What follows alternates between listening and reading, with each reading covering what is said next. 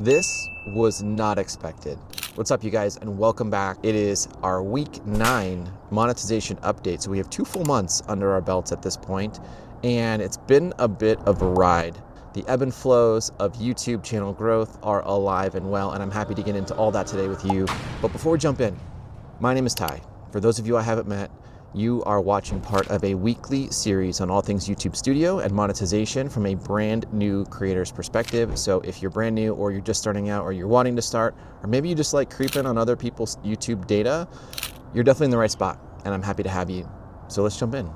All right, first thing we're gonna do is jump into the Google Sheet, and I wanna show you some of the progress that we've made this week. So in week 8, we came in at 958 views on the channel, which is a little bit lower than last week, our second highest in total. We're at 36.9 watch time hours, which is a little bit down again from the last 2 weeks. Our average view duration continues to go down, which is a little bit concerning, but the good news is our click-through rate went up. And you'll notice from my previous videos, I've been focusing a lot on thumbnails, and I'm hopeful that I'm on the right track with that, and that's what's contributing to that increase up to 3.5%. We did have our second best week with the number of new subscribers. We had 32 new subs hit the channel, which I love. Welcome to all of you. And we're at 20,000 impressions, which is down from last week as well. We posted 2 videos, and of course we're still not monetized, so no revenue yet to speak of. But let's talk about our progress towards our goals. So we are right around 19% to our 1,000 subscriber target, and right around 6% to our 4,000 watch time hour target. Making some small incremental moves here, which I very much appreciate. And again, I'm not deterred at all. I'm very determined at this point because I feel like I'm on the right track, and I'm starting to feel a sense of community building on the channel. So thank you guys for all the comments that you're leaving. Now, in terms of how long it will take us to get there, we're looking at about 142 more weeks of posting 2 videos per week to get to our 4,000 watch time hour target. So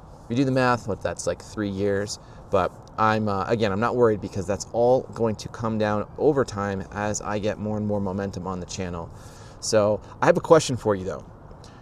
Is this view helpful? I think some of you have put in the comments that you like this view of the spreadsheet. If anyone out there wants their own version of this, leave me a comment below, let me know, and I'll see about working up a public facing version of this that doesn't have my data in it, that you can simply import yours into. And that way, if you want to use a template like this, you'll have access to it. So just leave me a comment below, let me know if that's something you guys are interested in looking at. So all in, especially as compared to last week, pretty happy with the results. And I have more good news to show you once we get into the YouTube Studio that we'll do right now. So now that we're in the studio, come into analytics, and we will go into lifetime. And so we are just under 5,300 views all in on the channel. We're at almost 240 watch time hours, and we just broke 206 subscribers, which is up 50 subscribers week over week.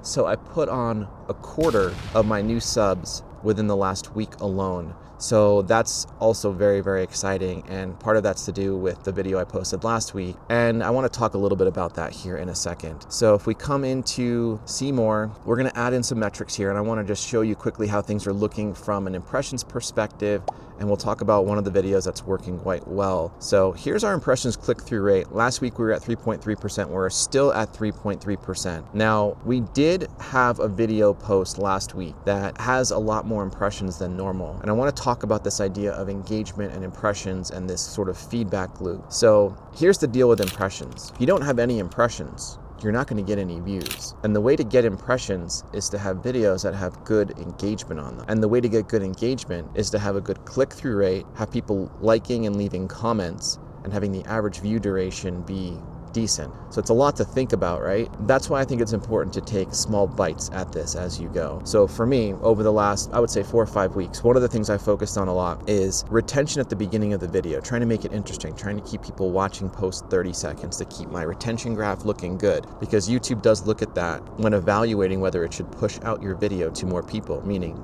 impressions. If you don't have good retention, and if you don't have good click-through, and people are not engaging with your videos, then you're not going to get more impressions. So if you're struggling to get the impressions, try to improve the first 30 seconds of your video to increase some of that retention early on. And then also look at some of the videos I just posted on thumbnails, because if you can increase your click-through rate as well, that will also tell the algorithm that, hey, people are stopping to click on your video, and they may in turn push it out to more people. Hopefully that makes sense, really. It's got to have a combination of things that make the video good and compelling in order for YouTube to want to push it out to more viewers. In this particular video, this week 8 monetization video that I titled it Feeling Stuck, and then I put "This is hard" in the thumbnail. And that was very intentional. I'm trying to get away from this titling convention where I'm just putting YouTube monetization update week 4. Like, I'm trying to get away from that because there's nothing interesting about that for most people. But what is interesting is this appeal to emotion, this idea of feeling stuck, and then the thumbnail reinforcing that by saying this is hard. So as I talked about in my previous videos on thumbnails, try to think about how to make your thumbnail play off of your title, but doing it in a way that still elicits some intrigue, some mystery, some curiosity that makes people want to click on it. And what you'll notice about this particular video that I'm actually pretty excited about is the click-through rate is 4.3%, which is a lot higher than the vast majority of my videos. It's 1 percentage point higher than my channel average. It's still not great by any stretch, but it's better than most of the videos I've put out. And as a result, I'm getting 16,000 impressions on this video. It's the second highest of all the videos I've posted. And I think part of the reason too is the engagement that I'm getting on this video. So one other thing you can do while you're in this view is you can add in likes,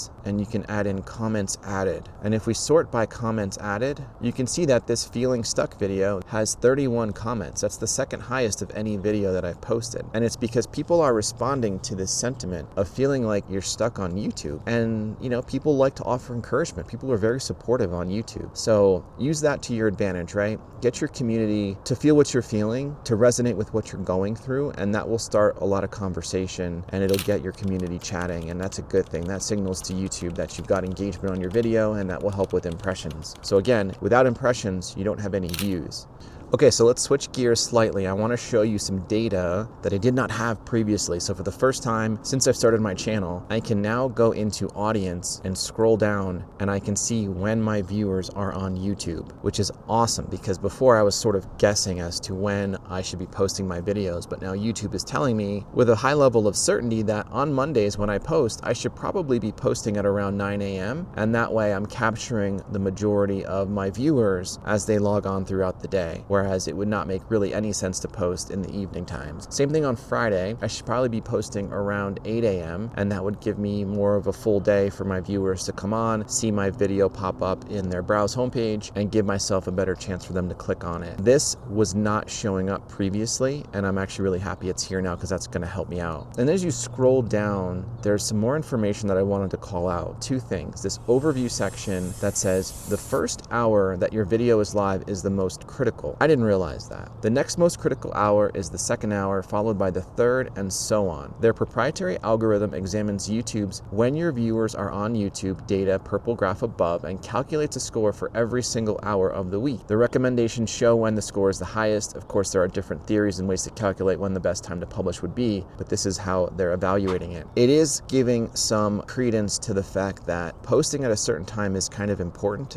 in the short term because you want to have people clicking on your videos straight away, watching, having good engagement on it, and that will then signal to push it out to more and more people. If you push it out in the dead of night when there's no one on, then it may not get any of the initial traction that it otherwise could have gotten, and it might take longer for that video to find its audience to ramp up. So that's why I think having this data is really good to have. Now, if you don't have this data right now in your YouTube studio, if you have the vidIQ plugin on your browser, that can help also in helping you understand when, and also you can use their AI coach too. The other thing I'll call out really quickly here on the bottom is other considerations. Ultimately, consistency is the most important thing. If you can stick to a consistent publishing schedule that your audience remembers and can count on, that is probably your best bet. So one, they're not speaking with a high level of certainty. They're giving you just kind of general guidelines. But I think we all understand that consistency is important. That's why for me, sticking to a Monday, Friday schedule and getting a video up regardless of what's going on around me is super, super important because I understand that consistency element to it.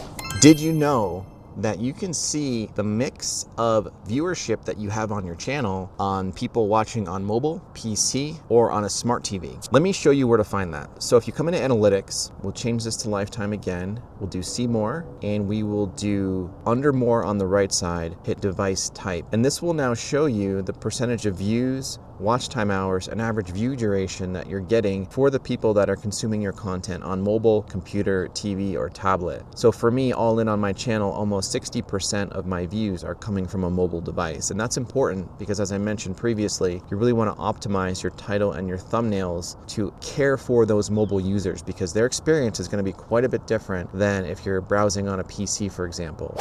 Did you know that in your community tab, the posts that you do, they can be viewed by not just your subscribers, but people who haven't subscribed to your channel? So if you go to your channel and you go to your community tab, I'm finding that most people recommend, if you're going to do a post on your community tab, to do a poll. People tend to interact with polls more than just traditional text posts. And in experimenting with that myself, I do find that to be the case. I do have people who are engaging with the poll and then also leaving comments. And then in the event I'm just asking a question, I'm not getting that many comments on my posts. But this is a great way to just check in with your audience and see what's on their mind, ask them questions, get a sense for what kind of content maybe they want from you. And then also, if and when it does get pushed out to people that aren't subscribed to your channel, that may encourage them to subscribe.